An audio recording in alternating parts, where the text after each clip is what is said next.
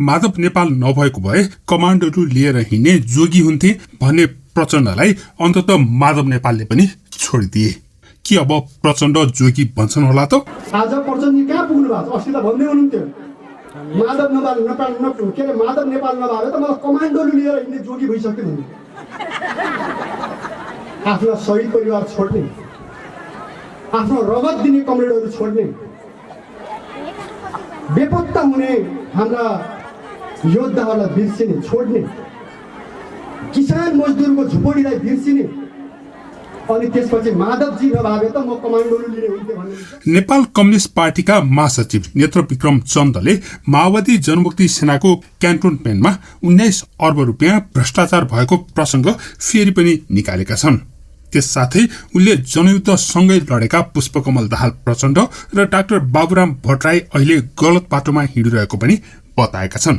एक प्रसंग उल्लेख गर्दै उनले प्रचण्डले माधव नेपाल नभएको भए उनी कमान्डोले लिएर हिँड्नु पर्ने थियो भनेर पनि एक कार्यक्रममा बताएका थिए। प्रचण्ड र बाबुराम कमरेडले गलत बाटो लिए। तत्कालीन नेकपा माओवादीका नेता नेत्र विक्रम चन्द विप्लव सो पार्टी शान्तिपूर्ण बाटोमा लागेर सत्ताको बाटोमा लागेपछि सो पार्टी छोडेर जनयुद्धलाई निरन्तरता दिने भन्दै भूमिगत भएका थिए। हालै प्रधानमन्त्री केपी शर्मा ओलीसँग वार्ता गरेर आफ्नो आन्दोलनलाई शान्तिपूर्ण गर्ने भनेर सम्झौता गरेपछि सार्वजनिक भएका विप्लवले एक सार्वजनिक कार्यक्रममा प्रचण्ड बाबुराम लगायतको उछितो काटेका छन्। काठमाडौँमा सरकारसँग वार्ता गरेर पार्टीमाथि प्रतिबन्ध फुकुवा भए लगत्तै उनी आफ्नो गृह जिल्ला प्रस्तार गरेका थिए। यही फागुन 24 गते सोमबार आफ्नो पार्टी नेकपा निकटको अनेम संघ क्रान्तिकारीको 7औं महाधिवेशनलाई सम्बोधनका क्रममा उनले आफ्नो संघर्ष भ्रष्टाचार विरुद्ध भएको भन्दै जनमुक्ति सेनाको शिविरमा पनि ठूलो रकम भ्रष्टाचार भएको बताएका हुन्। कपिलवस्तुमा आयोजित भइरहेको सो राष्ट्रिय सम्मेलनलाई सम्बोधन गर्दै उनले अब प्रचण्ड र बाबुराम राजनीतिक रूपमा सकिएको पनि बताएका थिए। यसअघि आफूले प्रचण्डको आलोचना गर्दा विभिन्न आरोपहरू लाग्ने गरेको सम्झँदै उनले भने पद नपाएर सुख सुविधा नपाएर प्रचण्डको विरोधमा बोलेको भन्ने आरोप लगाएको सम्झँदै विप्लवले अहिलेसम्म जनता सहित र बेपत्ता परिवारले न्याय नपाएको र जनता अझै मुक्त नभएको बताएका थिए। विरोध नगरेको भए आफू पनि मन्त्री हुन सक्ने बताउँदै मन्त्री सांसद हुनेहरूले के उपलब्धि गरे भनेर प्रश्न समेत गरेका थिए।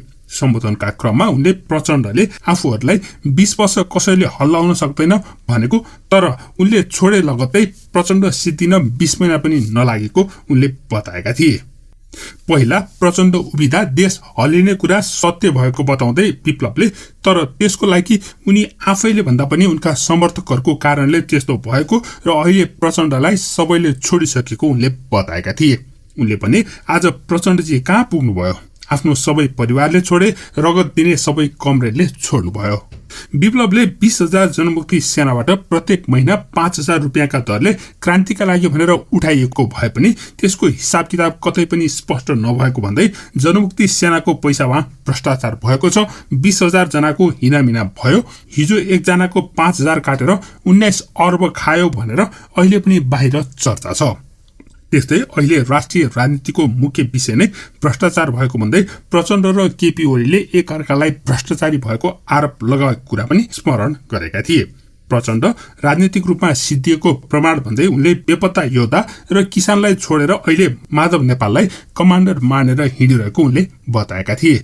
प्रचण्ड खराब व्यक्ति भएको भन्दै उनले एमालेलाई पनि प्रचण्डसँग एकता नगर्न आफूले सुझाव दिएको पनि खुलासा गरेका थिए। उनले भने एमालेका साथीहरूले सुन्नु भएन, एकता भयो। जनताले भोट दिए, उनीहरू खुसी थिए, तर जनताले सोचेको भएन। त्यस्तो जनमत र समर्थन जनताले दिँदा पनि परिणाम के भयो भन्दा सरकार बनाएको 1 वर्षपछि लफडा सुरु भयो। उनले प्रचण्ड र ओलीको झगडा देशको लागि नभएर भागबण्डाको मात्रै भएको भन्दै उनीहरूले निकै नै तल झरेर एक अर्कालाई नङ्ग्याउने, बेइज्जत गर्ने गरेको पनि उनले बताएका थिए। मन्त्री भएको साथीहरू हुनुहुन्छ नि, हामी सबै छौँ नि। मान्छेले हामीले सुरुमा प्रचण्ड गरेर बाबुरामलाई आलोचना गर्दा के भन्नु? तपाईँ पत्रकारको साथी सुन्नुहुन्छ, पद नपाएर सुख सुविधा नपाएर, यही त थियो हामीलाई आरोप होइन त्यो कुरा। जनताले न्याय पाएको छैन। उनले भने उहाँहरूको लडाईँ जनता र देशको कुरा छैन, एउटाले अर्काको उचितो काटेर बसेका छन्। जनताको मत पाएर तमासा देखाउने यो बाटो गलत छ। यसले जनतालाई सुख दिँदैन, देशलाई बाटो दिँदैन। नेपाल विश्वमै भ्रष्टाचार हुने मुलुकको सूचीमा धेरै माथि पुगिसकेको बताउँदै उनले प्रचण्डले केपी विरुद्ध 19 बुँदा लामो आरोप पत्रमा ती सबै केपीका मान्छेले भ्रष्टाचार गरेको भनेर भनेका छन्। अनि ओलीले भने अधिकांश प्रचण्डकै मान्छे हुन् भनेर जवाफ दिएका छन्। यसरी दुवै नेताले भ्रष्टाचार भएको स्वीकार गरेको उनले बताएका थिए। विप्लवले आफू प्रचण्ड र बाबुराम जस्तो राजनीति नगर्ने भन्दै भने हामी त्यस्तो हुँदैनौं। हाम्रो मुटुमा 10 वर्षीय युद्धको लडाईँको प्रतिबद्धता छ। शहीदलाई चिहानमा दफनाएर हिँड्दाको सपनाको प्रतिबद्धता छ। तर तत्काललाई भने हामीले सर्वोच्च अदालतको फैसला कार्यान्वयनको प्रक्रिया अन्तर्गत माओवादी केन्द्र र नेकपा एमालेको प्रक्रिया अगाडि बढ्नेछ। यद्यपि त्यो औपचारिक रूपमा भने सर्वोच्च अदालतको फैसला अनुरूप त्यसलाई कार्यान्वयन गर्नुपर्ने निर्वाचन आयोगले औपचारिक रूपमा हामीलाई पत्र लेखिसकेपछि र त्यो अनुसार निर्वाचन आयोगमा गएर नै त्यो कार्यान्वयनको प्रक्रिया प्रारम्भ हुन्छ। यस प्रकारको बैठक जो नेपाल कम्युनिस्ट पार्टी नेकपाको थियो, यो चरणमा यो अन्तिम बैठक हुन सक्छ। प्रचण्ड र बाबुराम कमरेडले गलत बाटो लिनु। मन्त्री हामी हुन सक्दैनौँ। तपाईँ एकछिन परिकल्पना गर्नुहोस् त।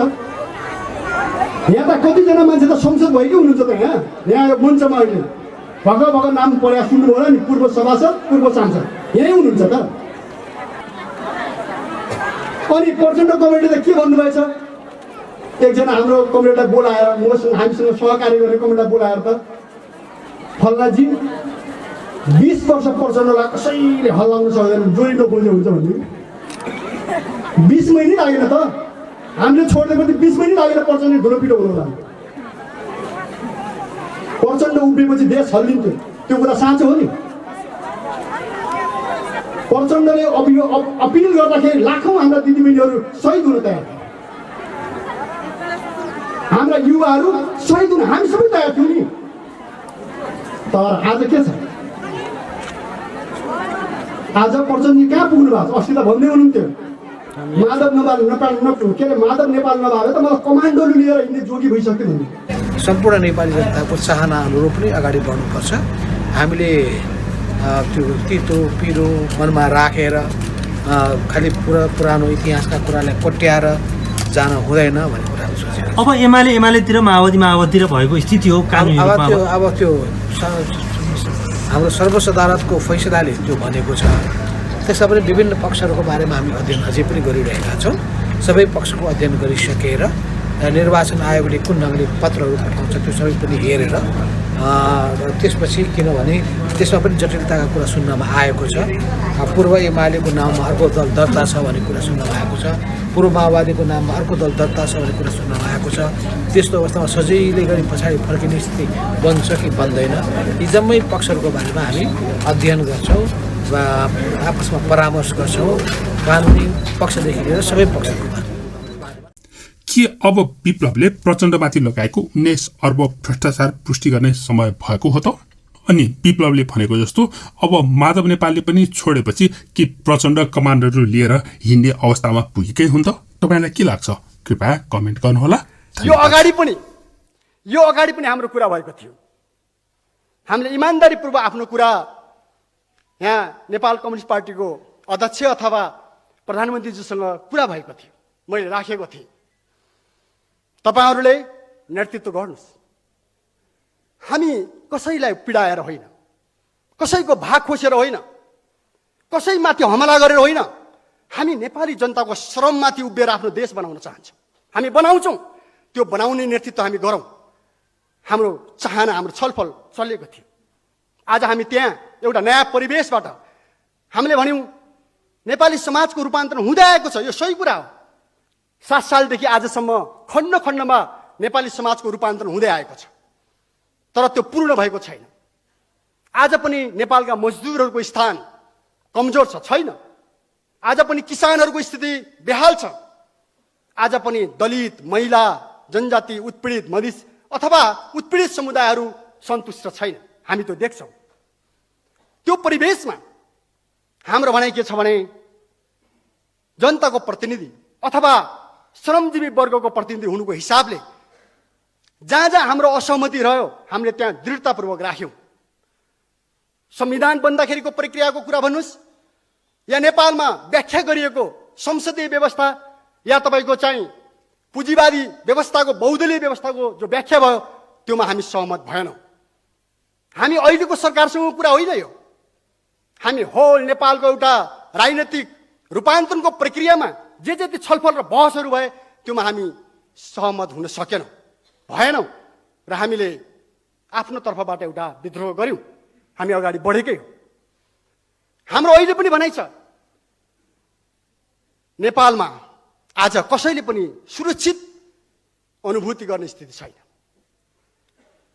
सबै नेताहरूलाई, सबै पार्टीहरूलाई, सबै जनतालाई आफ्नो जीवनमाथि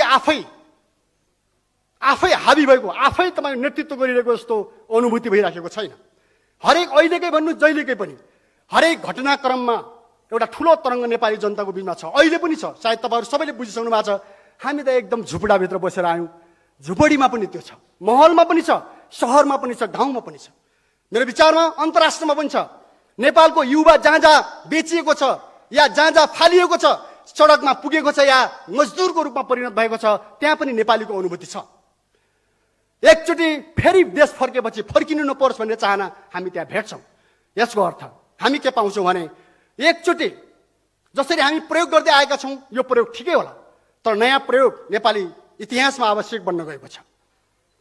हामीले भनेका छौँ जनमत छलफल हुने पनि गरेको छ। जनमत सार्वभौमिक शक्ति सम्पन्न जनतालाई एकचोटि नयाँ फैसला गर्ने वातावरण बनाउनु जरुरी छ। के चाहन्छन् जनताले?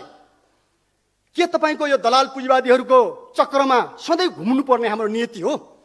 के नेपाली जनताले कहिले पनि स्वतन्त्रतापूर्वक स्टेप चाल्न नपाउने, कहिलेकाहीँ राज्यले सरकारले चाल्न खोज्दाखेरि पनि नहुने परिस्थिति त बन्यो नि त। यो त हामीले सँगै देखेका छौँ नि, होइन? जनताले त सोच्ने कुरै छैन, सोच्न पाउने ठाउँ नै छैन। कसैले पनि नेपालको बारेमा नजिकबाट आफ्नत्व ठानेर निर्णय गर्छु भन्दाखेरि नपाउने स्थिति जो नेपालमा बनेको छ, यो परिवेशलाई अन्त्य गर्न नेपाली जनतालाई एकचोटि त्यो अधिकार प्रयोग गर्न दिनुपर्छ। हाम्रो अहिले पनि यो दृष्टिकोण छ। नेपाली जनताले त्यो पाउनुपर्छ। नेता दल सबैलाई हामीले चुन्यौँ, आवश्यक पर्दाखेरि प्रत्यक्ष ढङ्गले नेपालको भविष्यको बारेमा जनमत दिने, फैसला दिने अधिकार जनताले पाउनुपर्छ। हामी यहाँबाट आग्रह गर्न एकदम हार्दिकतापूर्वक हृदयदेखि हामी सबैलाई आग्रह गर्न चाहन्छौँ, हामी तयार छौँ।